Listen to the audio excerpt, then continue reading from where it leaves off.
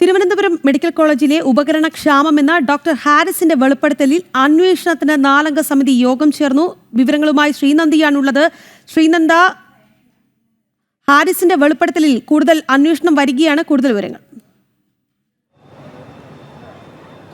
രാഖി സൂചിപ്പിച്ചതുപോലെ തന്നെ മെഡിക്കൽ കോളേജിലെ ഒരു ക്ഷാമം, ഈ ഒരു എക്യുപ്മെൻസിൻ്റെ ക്ഷാമം കാരണം യോഗം ചേരുന്ന ഒരു തീരുമാനത്തിലേക്ക് എത്തിയിട്ടുണ്ടായിരുന്നു. കഴിഞ്ഞ ദിവസം ഡോക്ടർ ഹാരിസിൻ്റെ പരാതിയിലായിരുന്നു മെഡിക്കൽ കോളേജിൽ അന്വേഷണത്തിനായി ഒരു 4-അംഗ സംഘത്തെ നിയോഗിച്ചത്. മെഡിക്കൽ കോളേജിൻ്റെ ഉപകരണ ക്ഷാമത്തെക്കുറിച്ച് കഴിഞ്ഞ ദിവസം ഡോക്ടർ ഹാരിസ് നടത്തിയ ഫേസ്ബുക്ക് പോസ്റ്റ്, ആ ഒരു വെളിപ്പെടുത്തലിലൂടെയാണ് ഇങ്ങനെ ഒരു 4-അംഗ സംഘത്തെ ഇപ്പോൾ രൂപീകരിക്കാനുണ്ടായ ഒരു തീരുമാനം ഉണ്ടായിരിക്കുന്നത്. 4-അംഗ സംഘം doctor Padmakumar, Alappuzha medical college principal Padmakumar, അതുപോലെ തന്നെ Kottayam medical college superintendent Jayakumar, Alappuzha medical college സൂപ്രണ്ടായ വകുപ്പ് മേധാവിയായ ഗോമതി, അതുപോലെ തന്നെ കോട്ടയം മെഡിക്കൽ കോളേജ് വകുപ്പ് മേധാവിയായ ഡോക്ടർ രാജീവൻ എന്നിങ്ങനെ 4-അംഗ സംഘത്തെയാണ് ഈ ഒരു അന്വേഷണം, എന്താണ് ഈ ഒരു ക്ഷാമമുണ്ടായോ എന്ന് അന്വേഷിക്കാൻ വേണ്ടി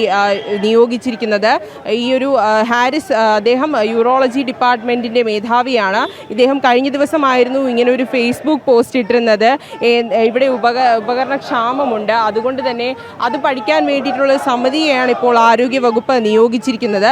ഈ 4-അംഗ സംഘം നൽകുന്ന റിപ്പോർട്ട് അനുസരിച്ചായിരിക്കും തുടർ നടപടിയിലേക്ക് പോവുക. ഇപ്പോൾ ഈ 4-അംഗ സംഘം തിരുവനന്തപുരത്ത് യോഗം ചേരുന്നു എന്നൊരു വിവരമാണ് നമുക്ക് പുതിയതായി നൽകാൻ കഴിയുന്നത്. മെഡിക്കൽ കോളേജിലാണ് യോഗം ചേരുന്നതെന്നാണ് നമുക്ക് അറിയാൻ സാധിക്കുന്നത്. ഇന്ന് തന്നെ ഹാരിസിൻ്റെ മൊഴിയെടുത്തേക്കും എന്നൊരു കാര്യം കൂടി നമുക്ക് മനസ്സിലാക്കാൻ സാധിക്കുന്നു. എന്തായാലും ഈ ഒരു 4-അംഗ സംഘം യോഗം ചേർന്ന് അതിൻ്റെ വിശകലനം എല്ലാം തന്നെ കിട്ടിയതിന് ശേഷമാകും തുടർന്നുള്ള നടപടികളിലേക്ക് കടക്കുക എന്നൊരു കാര്യമാണ് നമുക്ക് ഈ ഒരു മണിക്കൂറിൽ പറയാൻ സാധിക്കുന്നത്. എന്തായാലും ഇവരുടെ യോഗം DME ആയിട്ട് ചേരുന്നു എന്നാണ് ഇപ്പോൾ നമുക്ക് ലഭ്യമാകുന്ന വിവരമെന്ന് പറയുന്നത്. തികച്ചും രോഗികൾക്ക് തന്നെ ബുദ്ധിമുട്ടുണ്ടാക്കുന്ന രീതിയിൽ ഇങ്ങനെ ഒരു ഉപകരണ ക്ഷാമം ഉണ്ടായിട്ടുണ്ടെങ്കിൽ അത് തീർച്ചയായിട്ടും പഠിക്കുക തന്നെ വേണം, അതിന് വേണ്ട നടപടികൾ സ്വീകരിക്കണം എന്നാണ് ആരോഗ്യമന്ത്രി കഴിഞ്ഞ ദിവസം പറഞ്ഞത്. എന്തായാലും സർക്കാരിൻ്റെ ഭാഗത്തു നിന്നുണ്ടായ ഒരു കർശന വീഴ്ചയാണ് ഇതിൻ്റെ പിന്നിലെന്നും കഴിഞ്ഞ ദിവസം ഡോക്ടർ ഹാരിസ് പറയുകയുണ്ടായി. ഭരണപരമായ കാര്യങ്ങളുടെ ബാലപാഠങ്ങൾ അറിയാത്ത പ്രിൻസിപ്പലും സൂപ്രണ്ടുമാണ് ഇതിൻ്റെ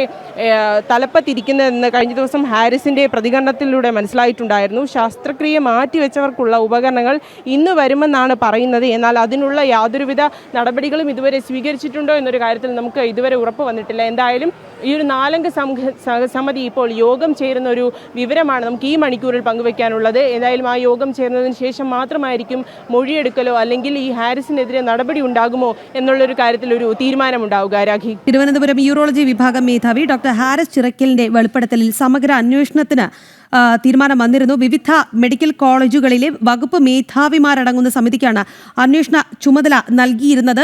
അന്വേഷണം നടത്തി ശുപാർശകൾ അടങ്ങിയ റിപ്പോർട്ട് അടിയന്തരമായി സമർപ്പിക്കാനുള്ള നിർദ്ദേശം ഉണ്ടായിരുന്നു. Alappuzha medical college principal, Kottayam medical college superintendent, Alappuzha medical college nephrology വിഭാഗം മേധാവി, കോട്ടയം മെഡിക്കൽ കോളേജ് യൂറോളജി വിഭാഗം മേധാവി എന്നിവരടങ്ങുന്ന സമിതിക്കാണ് അന്വേഷണ ചുമതല നൽകിയിരുന്നത്. കാലങ്ങളായി ആശുപത്രിയുടെ ശസ്ത്രക്രിയകൾ ഉപകരണങ്ങളില്ലാതെ മുടങ്ങുന്നു എന്ന ഉറച്ച നിലപാടിലായിരുന്നു ഡോക്ടർ ഹാരിസ്. അദ്ദേഹത്തിന്റെ ഈ വെളിപ്പെടുത്തലിലാണ് ഇപ്പോൾ അന്വേഷണം നടക്കുന്നത്. മെഡിക്കൽ കോളേജിലെ ഉപകരണ ക്ഷാമം എന്ന ഹാരിസിന്റെ വെളിപ്പെടുത്തലിലാണ് അന്വേഷണത്തിന് 4-അംഗ സമിതിയെ നിയോഗിച്ചത്. എന്തായാലും സമിതി ഇപ്പോൾ തിരുവനന്തപുരത്ത് യോഗം ചേരുന്നു എന്ന വാർത്തയാണ് ശ്രീനന്ദ പങ്കുവച്ചത്.